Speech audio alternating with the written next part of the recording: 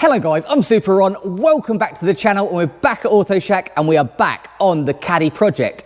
You saw in a previous episode, we stripped this right down, cleared out the engine bay, cleared out the interior, ready for a fresh start on this 1.8 turbo show build. This car is gonna be mega. I'm gonna make full custom looms for the bay so they're all hidden. We've got the 1.8 turbo engine out of an Audi TT. We've got air ride suspension to go on. So in this episode, we're gonna get this Audi TT engine Mark 1 ready and mocked up in the bay. We can then start seeing what needs changing, what needs welding. We can do the chassis notches because it's gonna be incredibly low with the air ride. First things first, let's get all the TT bits off that we don't need.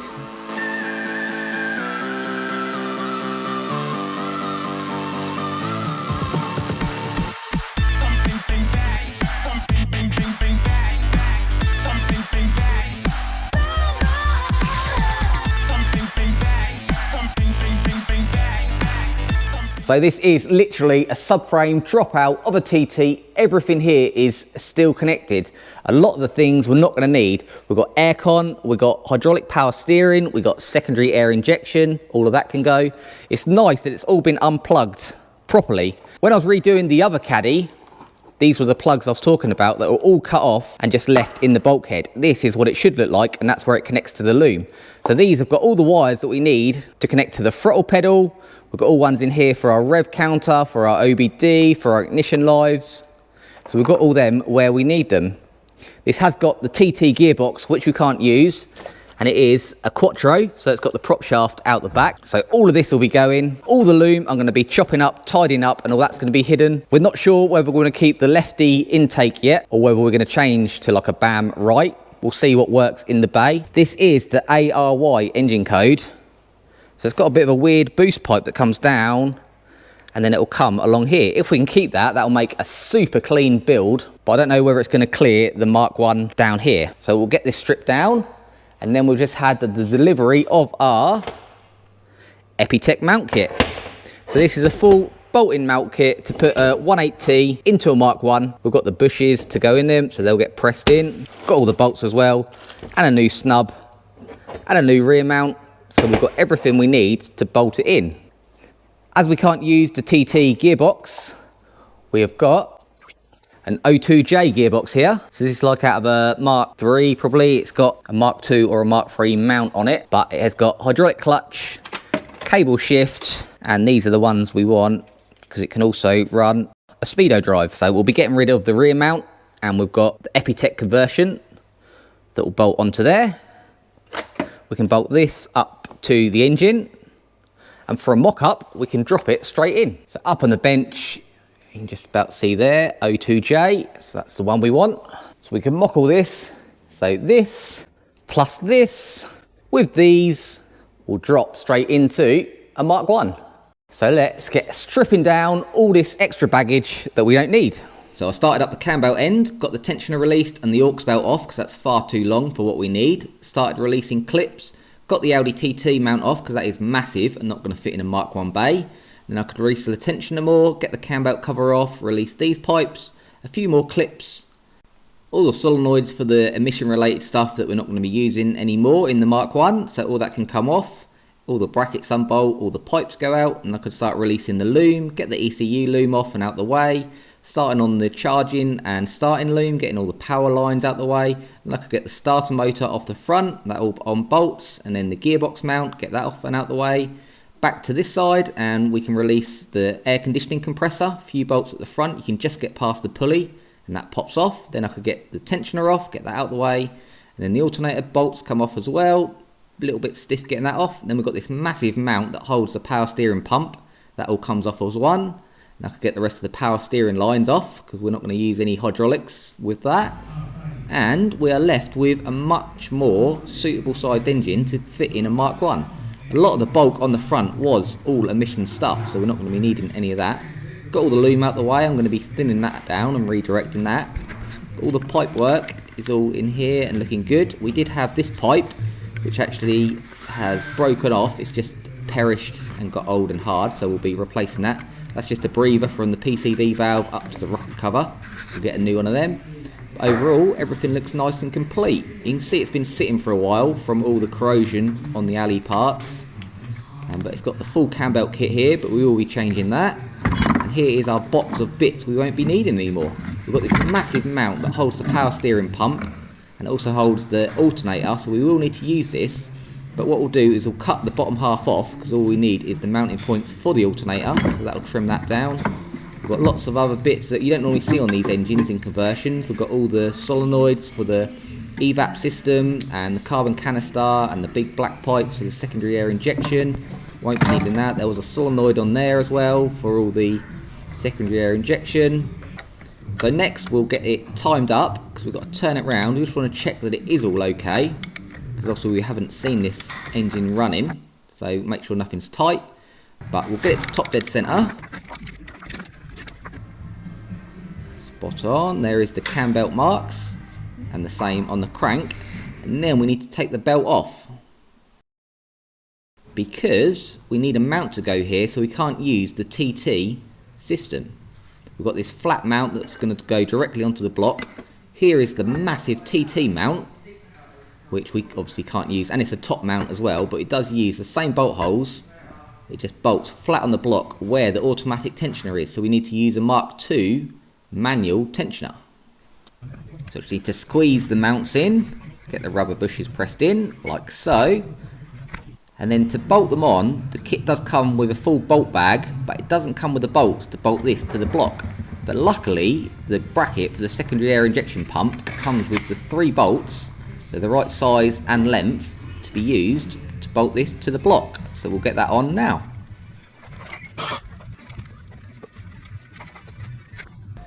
So next, onto the gearbox mount. So this mounts on the casting at the front, which is usually used for the Mark IV and the Beetle. The Mark II and III mounts at the back here and are subframe mounted, but the Mark IVs are at the front. And then that'll all bolt together. We've got the bush that goes in here. So just got the new bush pressed in this one, just the same. But this really is a virgin gearbox. This has still got the threads in, because on the Mark IV and Beetle it actually bolts to the side. Whereas on the EPYTEC conversion it clamps over both sides and a nut and bolt goes through. So I've just got to clearance these holes a bit.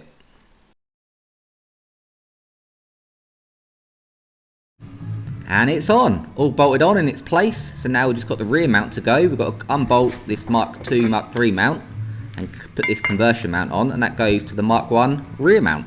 Old mount off, and then our conversion mount actually bolts on here using the casing bolts that connect the 2 halves of the casing together. It's supplied with these longer bolts, so they go all the way through. Then you put those special nuts on the back, and that clamps it on this side of the gearbox. So it has these long nuts on there because there's such a tight clearance between them and the casing, you can't get a socket in there. Some use Allen keys, some do it this way, but that allows you to be able to get onto the hex. So you do it up tight to the casing and then put the mount on the back. So we are all together. We can now think about putting it on the TT engine, but we just need to get this massive gearbox off. And I've just dropped the exhaust off the back. That's now out the way, so all that's left is the gearbox, but I can't really get that out while it's in there, so I think it's time to try and get this out of the back. Bit tight on space.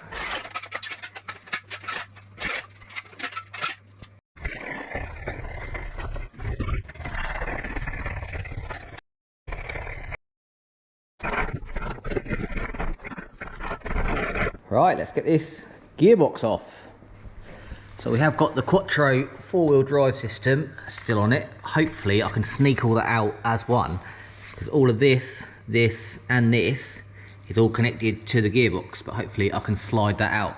But you can see why we can't use this gearbox, because it hasn't got the mount here. This is a top mount, so just whiz around the bell housing bolts, and I think there's a sneaky hidden one up there. Try and slide this out. I've got a bracket as well for the transfer box. So that's all bolted to there. So we might have to take the transfer box itself off. We'll see. Right, we're all unbolted. Let's see if this will wiggle off.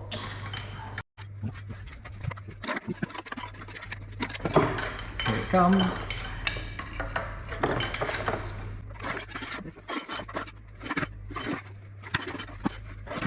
After a lot of huffing and puffing, finally managed to get it off past the transfer box. You can see how big it all is on the back there. So we've got the clutch and flywheel to come off because they're not going to fit in our box. But we can put this one over with the other engine. Now we've got a pile of unneeded bits.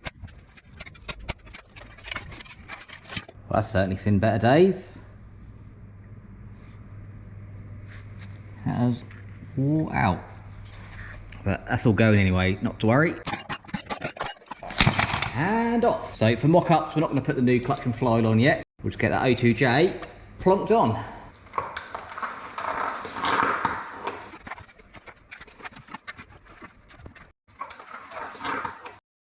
That wasn't easier without the centre. She had nothing to pivot on in the middle, but we're in. Right, next up, let's get this front mount cut down, because all we need is these two for the alternator and then these three for the belt tensioner. So we just need to make use of the 4 top mounting points. That's for the aircon, and obviously that's for the power steering. So we just need to go straight along there. And there we go. Cut it on a nice bridge there. So I'll just smooth that off. And that'll be our alternator bracket. And a bit of dressing up, and that's all smoothed off nicely. Looks like a factory non-aircon, non-power steering mount.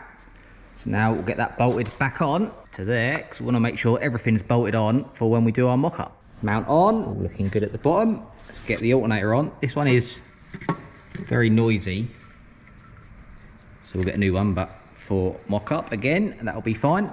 Get that on. Alternator on, and I'll just leave the tensioner, which bolts on there, just to give us a little bit more clearance at the end, so that's not sticking out when we try and put it in. The other thing I've been meaning to check is whether these diesel drive shafts were the bigger size, ready to go into the O2J, and good news, they are.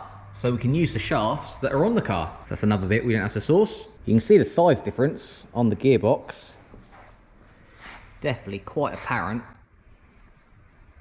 even how far they stick out. So I don't think one of these boxes would go in a Mark 1 very easily at all, especially not with the transfer box. So we've got everything together. Everything that needs to be on there is on there. So I think we are ready to try and stick it down in there. I think I'll probably go from the bottom again and pull it up. The only thing with these 1.8 turbos, you've got a lot more over here, but more importantly, you've got this fixed water line. So we'll have to tilt it right up to one side and then even it out once this is past the chassis leg. Everything else will clear all right. And then we'll see if this will clear at the back as well, which hopefully, because that'll be really cool having the pipe sweeping round. So the bay is ready, engine's ready. Stop talking.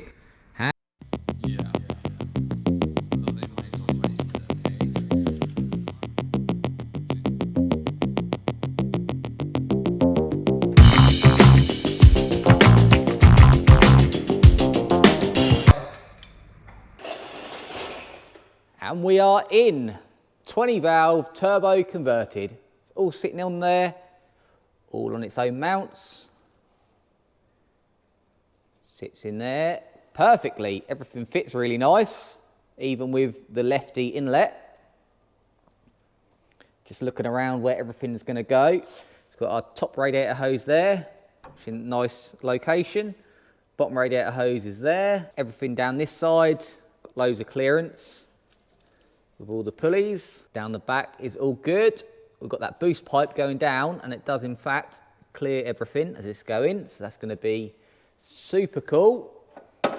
We've got, this is our brake servo vacuum, so that's going in the right direction to go to the brake servo, so we can shorten that and that will go straight in down there.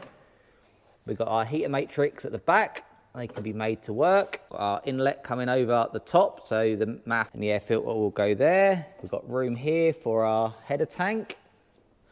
On the TT, the header tank is here, which is what that one's for. So we've got the option either put the header tank here or reroute it so it sits around there. I think we'll probably put it over there, because then that'll make this side all nice and open. Let's try the cover on, get the full effect. Even better, this is going to look a tidy bay. When this has got the cam belt cover as well, this side, so that's like a flat plastic wall there, and the cover on the top, This is going to look smart. There's going to be nothing here because we don't have the boost pipe like the BAM that comes forwards. The inlet just poking out this side. There should just about be room for that to come across. Got the loom that will go under and then into the car. So on the top here, you're not going to have anything at all. All the wiring is all going to be hidden. Loads of space at the front. Got the front mount on down there. So I think let's lift it up and get the last mount in, because we're in there, we just haven't got the back mount on at the moment. That looks awesome. So you can see here, there's going to be nothing at all in this area. It's all going to be empty, all painted white. That's going to look very smart. And then down this side as well, it's going to be all empty. It's going to be one smart bay. And let's just check our bonnet clearances with the cover on. Make sure we are okay.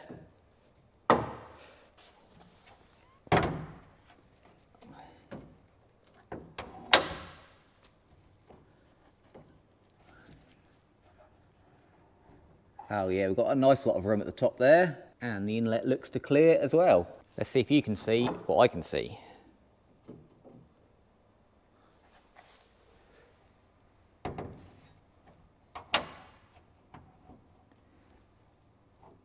Yeah, it's going to fit, and the inlet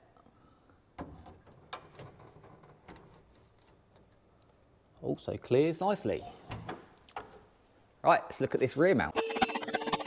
Underneath is all looking good. We're all nice and level. Mounts are all on.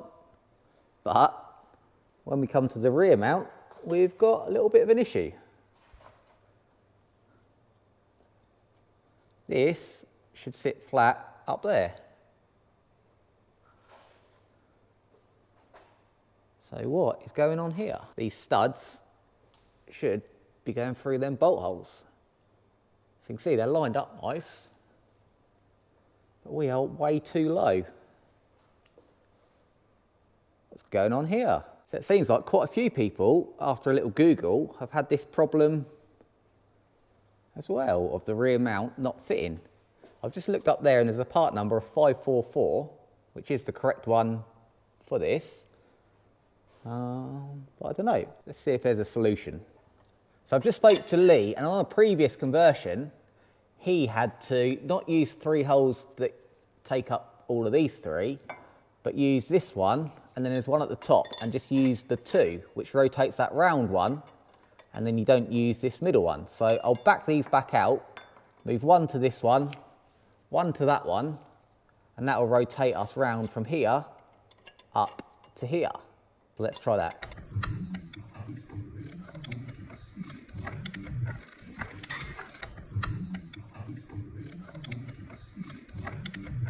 That's more like it. So now that's moved the mount from down here, rotated it round to where we want to be. So if we put that there now, that looks a lot better to fit in that in the middle. So you can see now we use that top one, the bottom one. So the middle one hasn't got a bolt in, but that's still fine. You can see where we went in on that bottom hole before, that these long nuts do self-clearance when you wind them in. You can see there, it's made a little groove itself. Some people sand that down, but the nuts do a pretty good job. So now that's on, let's get across to join in these 2 together. Well, we're not out of the woods just yet. I've just put the bottom mount on, but when I try and put this on there, we're sitting at the wrong angle. So you can see how they compare, angle to angle. It's a lot more shallow. So that's going to kick the mount round. I can't actually get it in.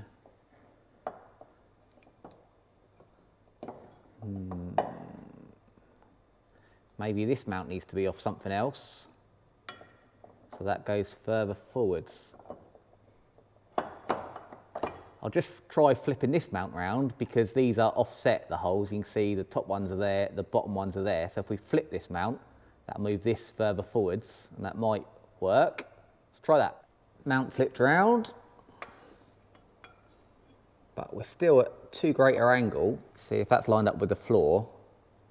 This needs to be, and also too far forward. If we line up our bolt holes at the top, see our one there, should be down here. Something's still not quite right. Maybe I know I have had to modify one of these before. I remember on one build, cut a slot in there, cut a triangle out of here, and then bend this down to match. So maybe that's what I'll have to do, modify this one to line up with the mount, because I think we're in the right place for the mounts. We know the engine's in the right place, because it's all sitting really nice on the mounts. The only other thing we've got is we're going to fit an uprated front mount as well to replace that one on the front. So instead of just having this bush in the front, which just kind of sits there, you have a proper bush in there. And that just stops the engine from swinging backwards and forwards.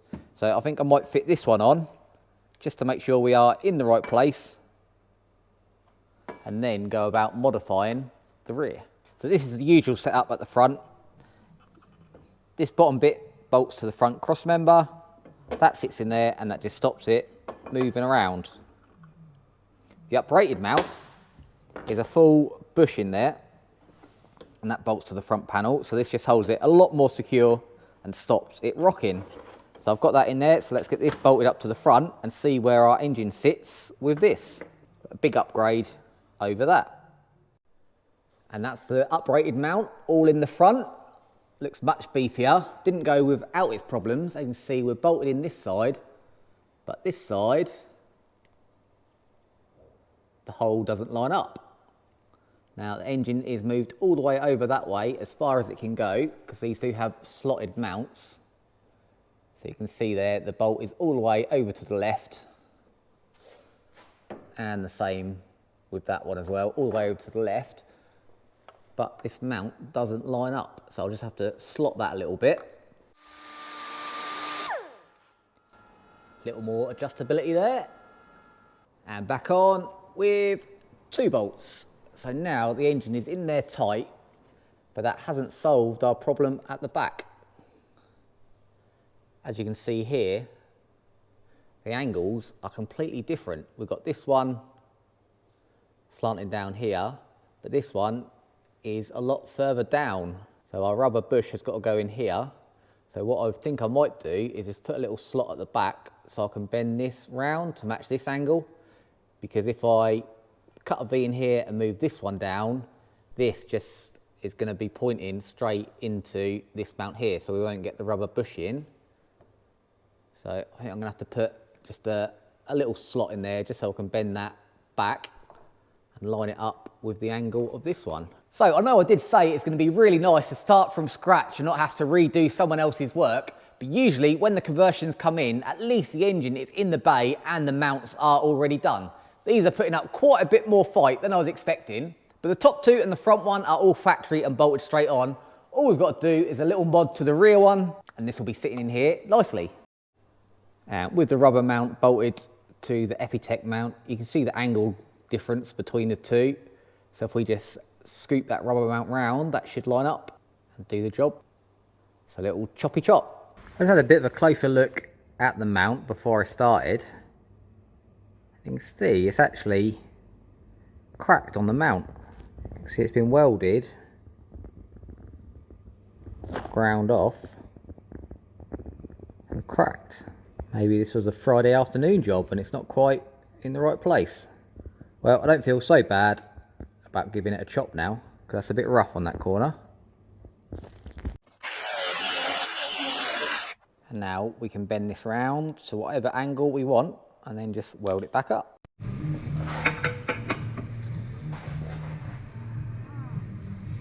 Let's try that. And that is all it needed. So I gave it that little tweak on the top, and now the mount fits in there perfectly. I've flipped the mount round so the offset is a little bit better for the bolt holes, where the one comes this side and the other ones are over. So I just had to grind off the little locating so I could spin that. But we're in. It's all bolted up. So now all 3 mounts are on. This is not going anywhere. You can see at the end, gearbox nice and level. Job well done. So our engine is now exactly where we want it. So now the engine is in its actual place. I've fixed the drive shafts in, bolted all the bottom armors back on, because I'm going to look at these chassis notches. So you can see already, with just this being lowered, the drive shaft there has been hitting on the chassis leg, because when the car's lowered, obviously the wheel goes up and the drive shaft goes up, but the engine stays where it is. So the angle of the drive shaft goes up and up and up. So when it's lowered, the drive shaft is more at this angle. So that's why this has been touching here. Over bumps, that will bottom out. Now, because we're going on air ride, when it's static, this hub is going to be right up here and the wheel is going to be right up in the arch when it's parked. Which a problem with this is obviously it's going to hit there. So what we do is put a notch in it. So kind of where that circle is there, we just make a bigger one up and then plate it in. Sometimes we move this over. I'm just looking at the boost pipe there. It looks like we have got a nice lot of room to it to come out, but I don't know whether that's going to be in the way of the drive shaft when that goes up. So I might move this along a bit. This is our brake flexi. And if I move that along, maybe I can put a bigger notch in and have the boost pipe coming out as well.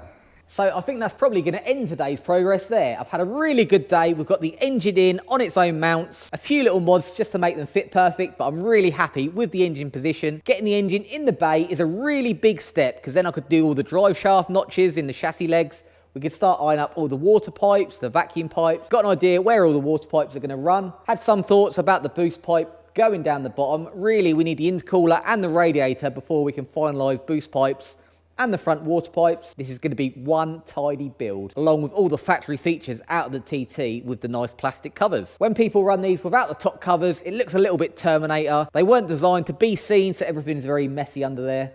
But with the covers on, no boost pipes visible, this is going to be amazing. So I'm going to end this episode here. Thanks for coming along with this Caddy build. I hope you've enjoyed the series so far. We will, of course, be carrying on next week with the chassis notches. And I reckon that is going to be starting on the wiring, which is my favourite. We've got the engine loom to make. We've got the car loom to make. Everything's going to be hidden. So make sure you join us for that. Be sure to give this video a like. But until next time, make sure you have fun.